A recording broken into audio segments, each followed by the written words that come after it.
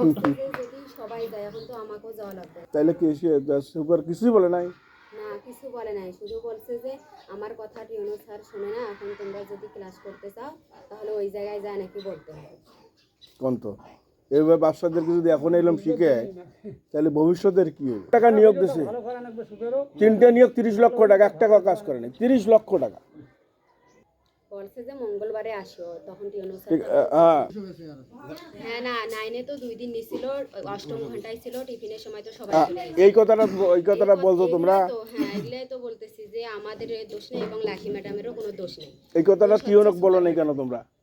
এখন ওইখানে গণিত লাকি ম্যাম যখন ক্লাসে গেছিল তখন লাকি ম্যাম বলছে যে আমার ক্লাস কে কে করবে।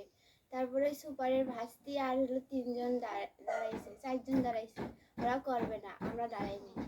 তোমরা করবা তারপরে না? তোমাদের সুপার বলে হুমকি দিয়েছে যে মাদ্রাসা ঢুকতে দেবো না।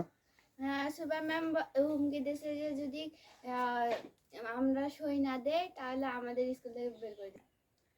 তারপরে আমি ওই যে নাসিমা ম্যাম আছে না, নাসিমা বলছি ম্যাম যে আমি একটা কথা বলি। তারপর নাসিমা ম্যাম আমি বলছি এরকম করি, তারপর ওই কি একেবারে স্কুল আমরা আসি না, আমার শিক্ষকেরা আসে নাকি, তোমার ওই কথা কইলেই কি বের করে দেবে? এই মাদ্রাসাটা নষ্ট করে ফেলাইছে ছিল ওইটা। আর এরা 12টার সময় ছুটি করে যায়, সবাই পালে যায়। ছাত্রছাত্রী থাকে না, মাস্টারও থাকে না, তা ক্লাসটা নেবে কে? আর ওই হুমকি দিয়েছে যে ক্লাসের মাদ্রাসা ঢুকতে দেবে না। এবার কে আসে আসিয়ে মাদ্রাসা ঢুকে জানবে। আর হলো আমাদের হলো সই নকল করে পাঠিয়ে দিয়েছে। এটা তো আমি জানি, তোমাদের সই নকল করে পাঠিয়ে দিয়েছে। এটা তো আমি ওই সময় ধরছি ওরে। না আমরা কেউ সই দেয় নাই। প্রথমে আমরা দেই নাই, তারপরে ওরকম করে বলছে, তারপরে আমি সই দিছি।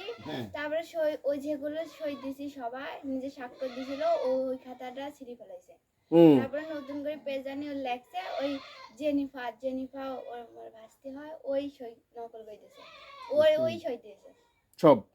চিন্তা করো কাম করা যায় এগুলো বাচ্চাদেরকে যদি এখন এগুলো শিখায় তাহলে ভবিষ্যতে কি হবে? আমরাও তো লেখাপড়া করছি। এখন হলো নাসিমা ম্যাম ক্লাস করে গেছে, এখন জেনিফা বলে যে আমরা এত কষ্ট করি যে নতুন ম্যামকে নিয়ে আসবো, তোমরা কি ক্লাস করবে, আমরা ক্লাস করতে দেবো না, এরকম করে বলে। কোন নতুন ম্যাডাম নিয়ে আসবে?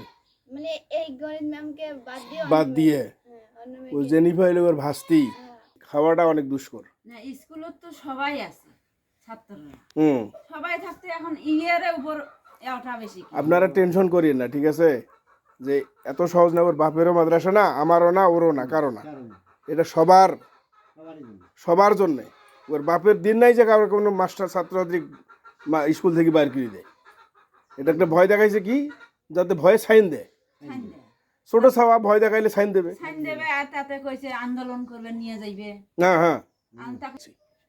আর হলো টেনেরা সেদিন কাজে বাজলো না এই সই নিয়ে লাকি ম্যামের সঙ্গে। তখন 9 যে সাংবাদিকেরা গেছিল দেখতে, ওই ট্রেনের মেয়েরা বলে যে যার জন্য এত কিছু করি তাই যদি এরকম হয় তাহলে আমরা কি করবো? কার জন্য? ওই সুপারের জন্য। একটা নামাজ ঘরও করে দেয় না। আশরাফুল হুজুর বলছিল যে সবাই 100 টাকা করে দিয়ে নামাজ ঘর করবো, ওই সুপারের জন্য। ওই জন্য ওদের মোর ইয়ের আগে বিগের নাম্বার টাবার নিলে করে নিলে কায়াও করে দিলে সেই ওই করে নিছে। ওই যে মানে উপবৃত্তির নামের জন্য 200 টাকা নেই, 100 টাকা করে নিছে, তাও মিছা কথা বলে। 200 টাকা মোটাই নিছে, মুই দিছে সে টাকাও দেয় না, উপবৃত্তি দেয় না, ওই নেছে ওই টাকা তোলে। বলছে যে টাকা দেয় নাই, এমনি করে দিছে। ফালতু করে দিছ শালাতে। মোটা একটা মুই টাকা দিয়েছ তো।